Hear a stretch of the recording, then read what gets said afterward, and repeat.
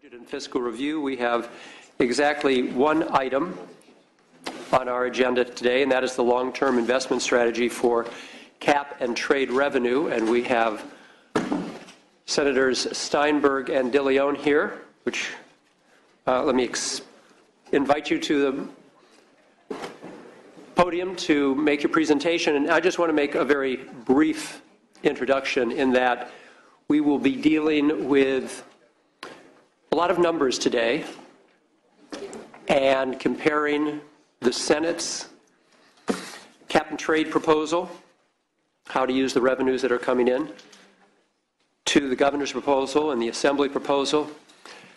But the context in which we're having this conversation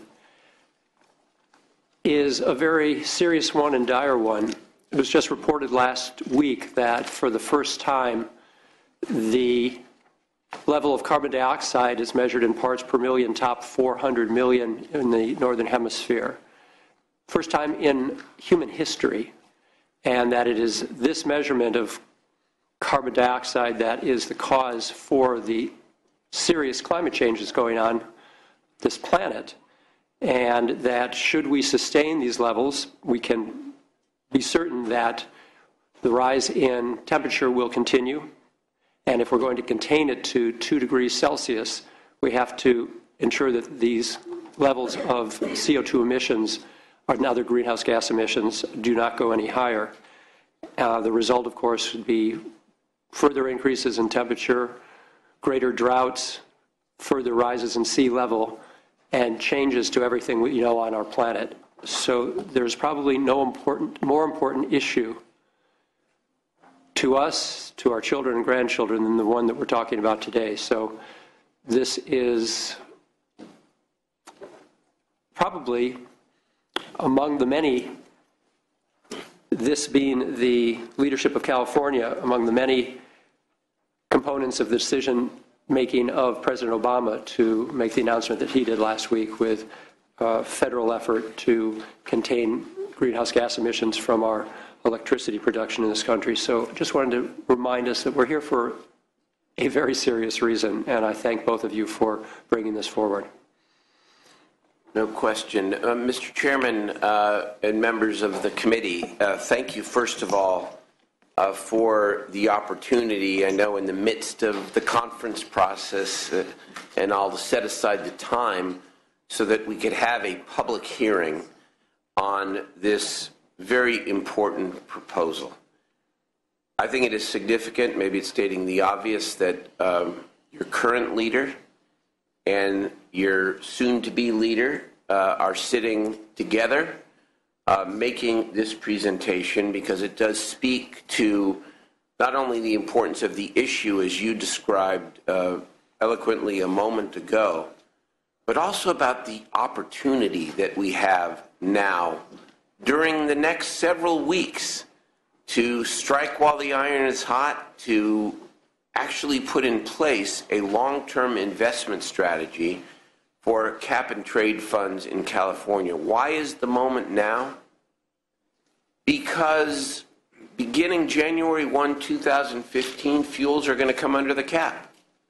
And we don't know. No, there is speculation. We don't know the impact on prices.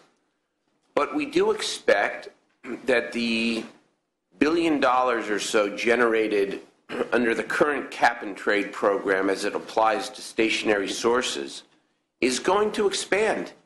And it's going to expand relatively quickly.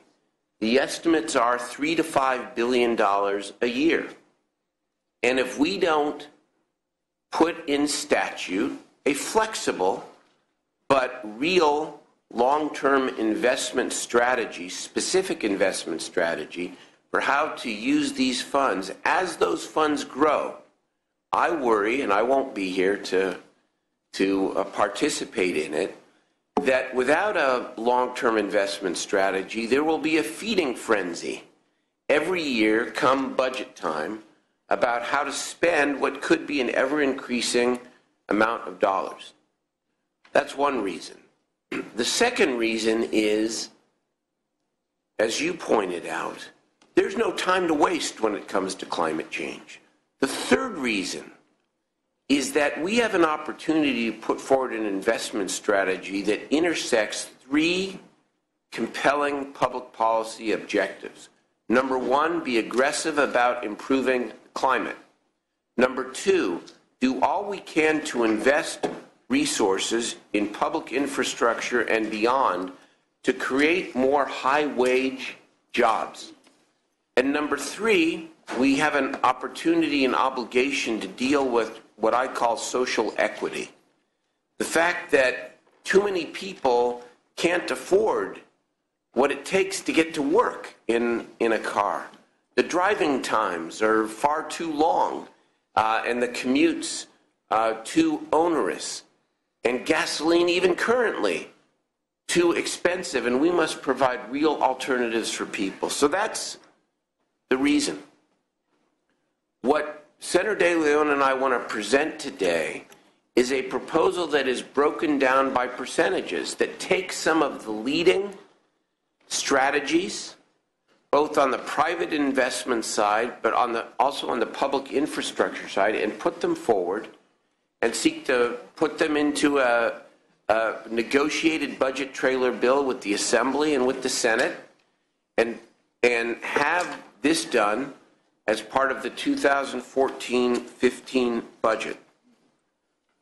I will go through part of the plan in a moment. Senator De Leon will go through other parts, but I want to give Senator De Leon an opportunity to make an introductory comment, and then we can get more into the specifics of the plan itself. Great. And Senator De Leon, right before you do that, we're going to call the roll. Leno. Here. Nielsen. Anderson. Bell. Here. Berryhill. Block. Here. Corbett. Hancock. Here.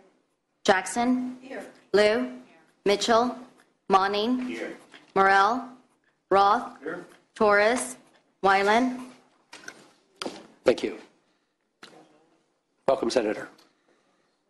Thank you, Mr. Chair. Good morning to you, and good morning to the members of the Budget Committee.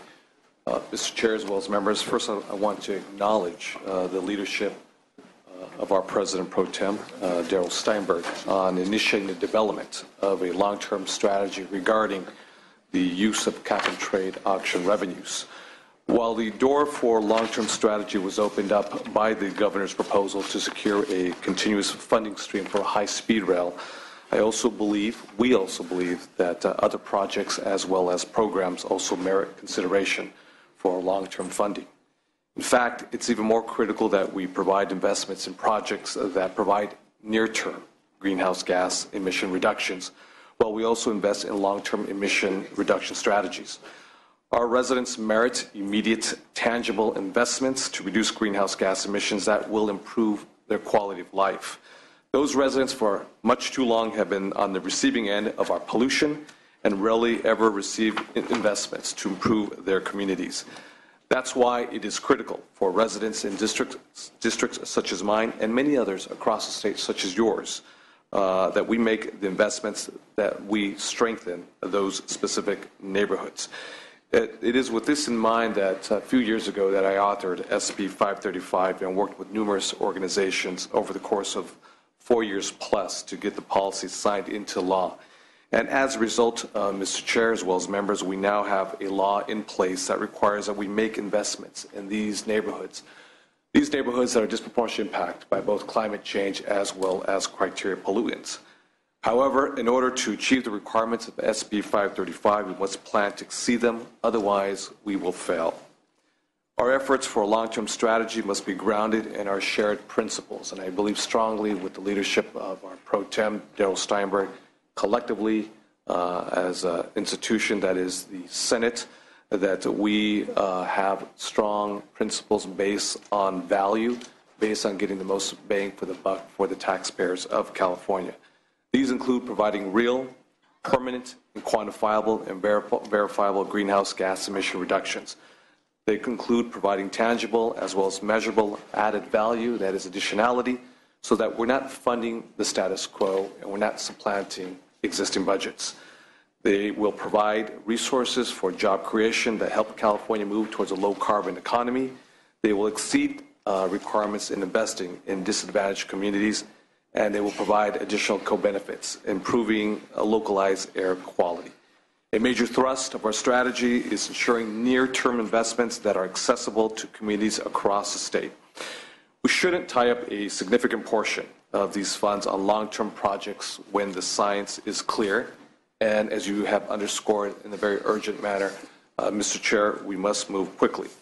It is for this reason we're proposing an investment portfolio that is dominated by near-term investments in diverse funding areas including natural resources, waste diversion, energy, low-carbon transportation, sustainable communities, local transit, as well as rail. We look forward to today's public comments and to continue to work with my colleagues, our colleagues in the Senate, to ensure that our final proposal will be guided by our shared principles and reflect the priorities of California. One last thing I want to highlight and underscore is a theme that our Pro Tem Darrell Steinberg underscored, and I just want to emphasize it a little more.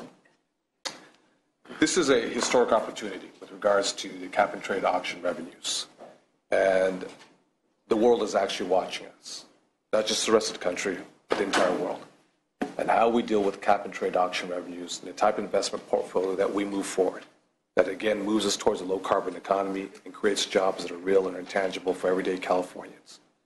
And how we do this will speak to the success or, in fact, failure of the billions of dollars that will soon be on the table when fuels transportation comes under the cap. This is absolutely critical in how we move forward because we run the risk, if we don't do this intelligently, if we don't do this with a strategic goal in mind, that the money will be seen and viewed widely as a trough. And folks will just come to the trough to fund this program or that program without a strategic goal in mind in carbon reduction. How we do this will speak volumes of how we move forward towards climate change reduction goal, meeting our climate change reduction goals. It will have an impact, not just throughout the rest of the country, but I believe strongly in China as well as India and other high-producing carbon countries. So with that, Mr. Chair, I thank you very much for the opportunity to present this measure. We look forward to questions as well as commentaries.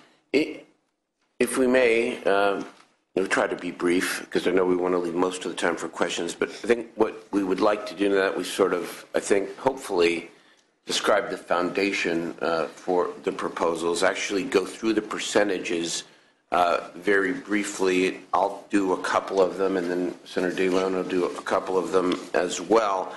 And to reiterate the key framework here, all expenditures must reduce greenhouse gas emissions in furtherance of the goals of AB 32.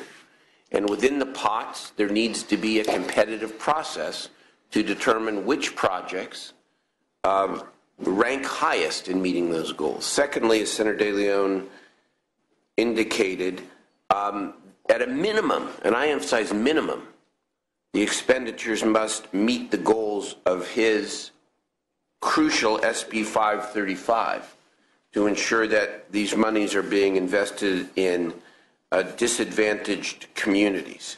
The reductions, again, must be verifiable. No backfilling, no supplantation. Having said that, let's get right to the criteria.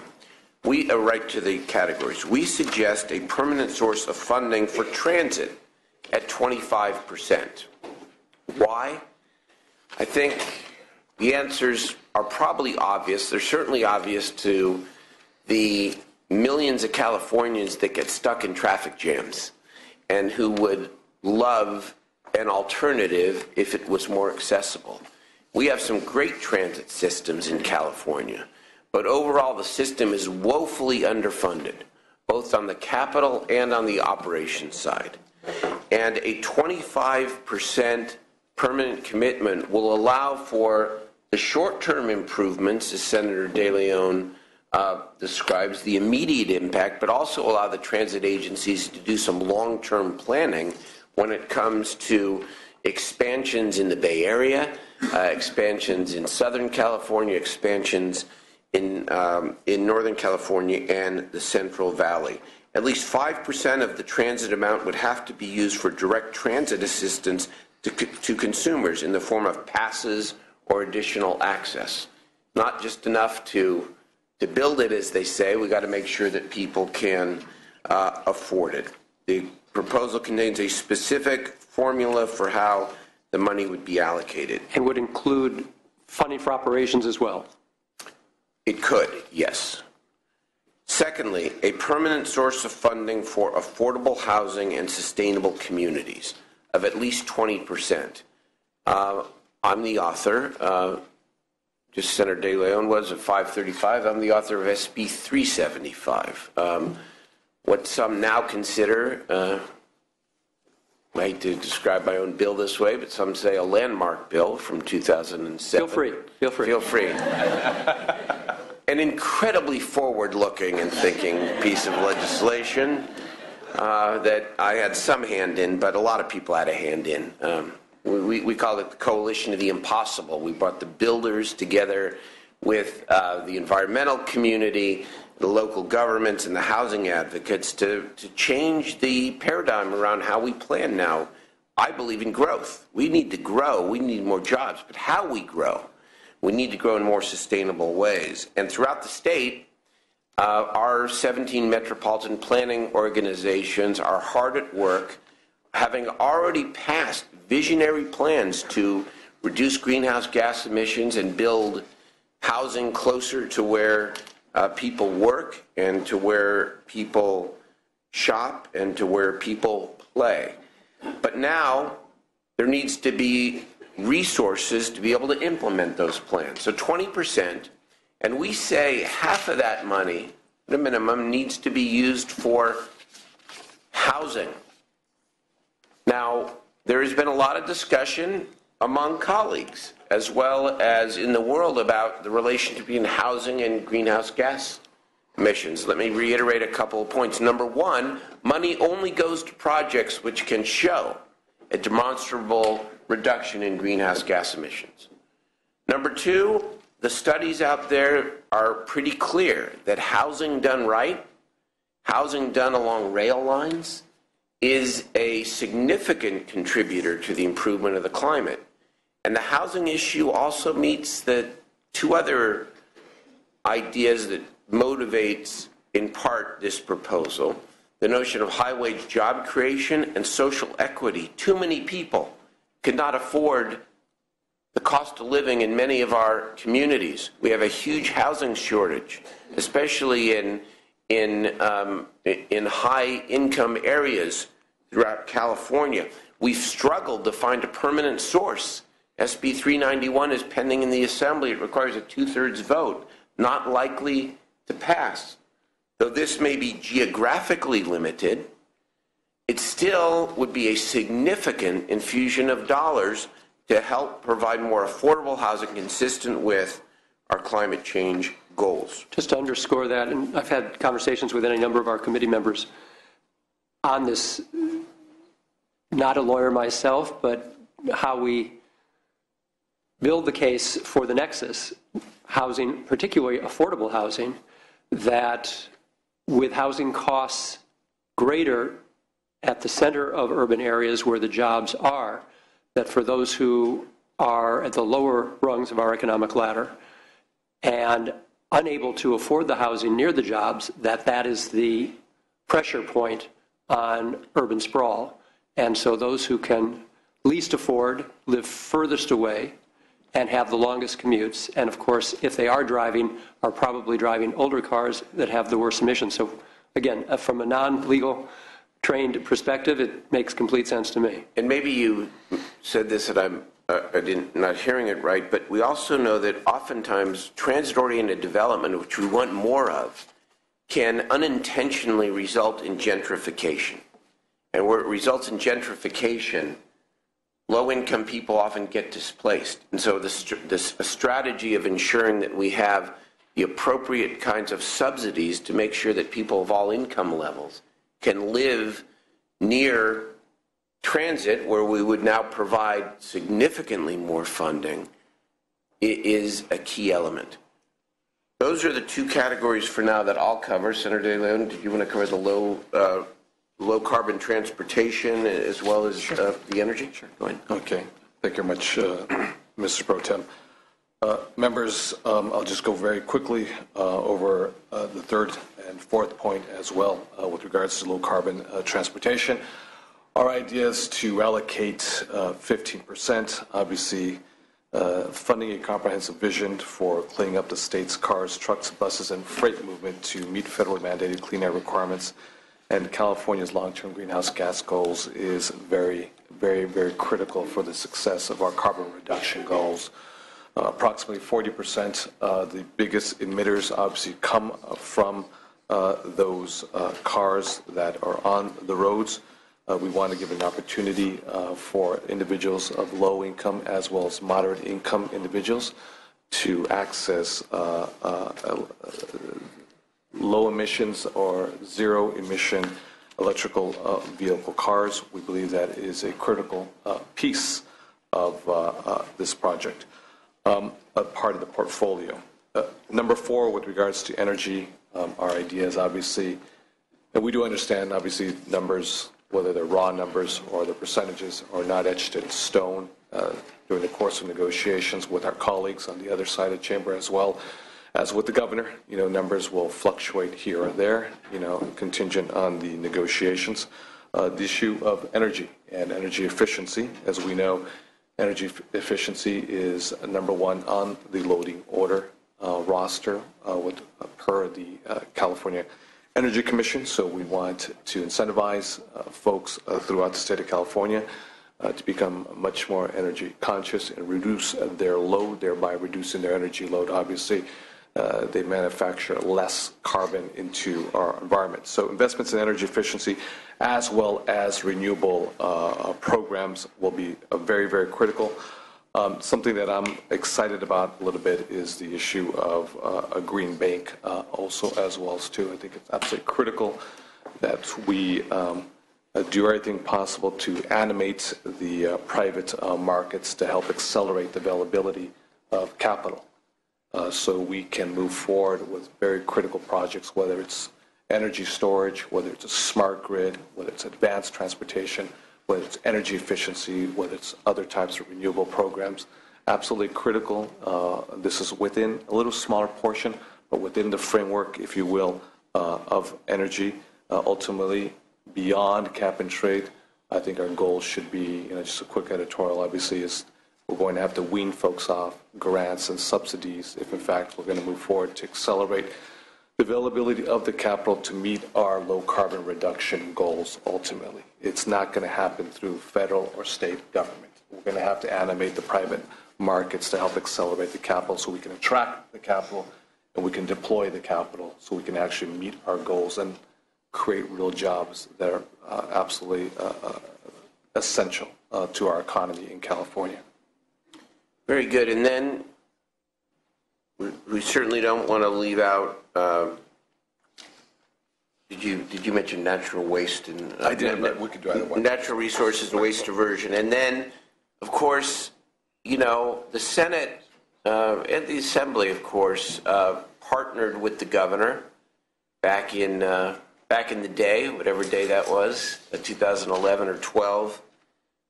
The years sort of run together here on the first tranche on the high-speed rail. And, we continue to be committed to high-speed rail.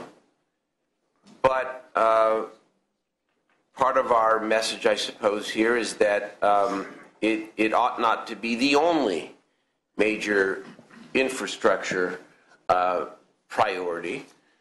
We do fund high-speed rail at 15%, and then set apart an additional 5%. Senator Jackson and others have been very lead proponents of a permanent source of funding for inner-city rail at 5%. And, inner-city rail, in some ways, was part of the high-speed rail plan anyways, so you could look at this as a 20% combination, but we break it out. And again, look forward to a conversation with the administration about the comprehensive proposal. Mr. Chair, if I may just add one quick thing with regards to high-speed rail. I know that high-speed rail is a very polarizing and polemic discussion even among members, whether you're Republican or even among Democrats themselves and the electorate as a whole. I know personally, and many of us collectively supported high-speed rail. I can say unequivocally that I'm a very strong supporter of high-speed rail. We all are, by far and large. And we do believe that California deserves high-speed rail. When you look at other countries, South Korea, China, Japan, Spain, France, Germany, and you see how they have moved forward with high-speed rail, moving people from one part of the city or country to another part. I think it's absolutely critical that the state of California, the eighth largest economy in the entire world, have high-speed rail. That being said, with regards to our cap-and-trade auction revenues, investments in high-speed rail must be done in a manner that's intelligent, that we can achieve near-term benefits with regards to carbon reduction. Laying down track in the middle of the Central Valley obviously will not give us near-term benefits with regards to reaching our carbon reduction goals. So whatever investments we make, for example, with regards to Senator Hannah-Beth Jackson and intercity rail, the Amtrak line that goes up from Los Angeles to Santa Barbara, what type of investments we make that provides more efficiency, better turnaround times, that, for example, in Los Angeles, at Union Station, we have trains, whether it's Metrolink, whether it's Amtrak, that idle continuously. And in my district, the children have to obviously suffer the disproportionate impacts of both climate change because of CO2 emissions into our atmosphere, as well as the criteria pollutants, whether it's NOx, SOx, or particulate matter 2.5. So the type of investments that we make in high-speed rail, I think will, provide a more stronger foundation and a greater legal nexus, so it's not challenged quite easily in the near future. And I think how we invest in high-speed rail will speak volumes of the success of this future program. Could I just make one other point on that? We'll let you have two more. Two more. This isn't like Bridesmaids where we're like going back and forth, you know. You just got to go. Senator DeLeon can have the last word. But I just, there's a point that would... You guys are cute together. It's okay. We're okay. We're good together. We're good. So He didn't hug back. Sorry. In terms of... in terms of if anyone, questions, which they shouldn't, the Senate's commitment on this issue, look back to how we pulled the 21 votes together. We had 4 members, really, who were no, really pretty much from the beginning. The Republicans were all opposed. And, we pulled 21 out of 21 to get started. So we were committed. But our point today is this: a comprehensive investment strategy makes much more sense than funding only one piece of California's clean transportation future. And that's the opportunity we have here today and in the next couple of weeks. So I know we're going to have many questions. I'm going to start off with one that I think is fundamental to the whole conversation, irrespective of what the final percentages may be for each of these different categories. And that's with regard to SB 535, because a quarter of all of this will be directed toward disadvantaged communities. And I think we have to be really careful as to how we define disadvantaged communities, because whether in the Bay Area or in the central part of the state, Southern California, there are any number of disadvantaged communities within broader regions that are anything but. And from what I'm hearing from some of our local folks, in particular the Bay Area Air Quality Management District, that there are communities in West Oakland and Senator Hancock's district, or Richmond, Bayview Hunters Point in San Francisco, for example. San Francisco's median income is averaged with San Mateo and Marin counties. The median income is $72,000, but within those 3 counties, there are pockets of very disadvantaged communities. We have to make sure that any number of these communities are not overlooked and don't qualify. So I know that this is still a work in progress, but I'd just like to hear from you how we're going to make sure that communities aren't lost within a formula. Well, Mr. Chair, just really quickly, and the examples that you use in the Bay Area, and more specifically, Oakland, for example, whether it's Fruitvale, down in Oakland, whether it's Richmond, the Flatlands, In your neck of the woods, Mr. Chair, Bay Hunters Point, obviously, the Mission District, for example, obviously the medium income in those specific areas are somewhat skewed, obviously, because of the compounding effect and of the gentrification. And obviously, it's not a clear reflection, if you will, of the population that currently lives there. The numbers skew the reality. And we're looking forward to working with your staff. My staff is tackling this issue because we want to make sure that, unlike certain areas, for example, Senator Jim Bell in the east side of San Jose, for example, you have a large concentration of folks from a lower socioeconomic strata. Again, individuals who suffer disproportionately from the impact of both climate change and criteria pollutants, just like the same folks who live in Bay Hunters Point. Obviously, the concentration is much larger, the volume, and we want to make sure the methodology that we create will be done so in an equitable manner that won't overlook populations that, again, because of certain census tract seismic, if you will, changes, demographic changes, those numbers don't skew what the reality is on the ground. So it's not, I'm not giving you a very clear, pathway, but what I'm articulating is that we're very sensitive that we don't want to overlook, if you will, these communities.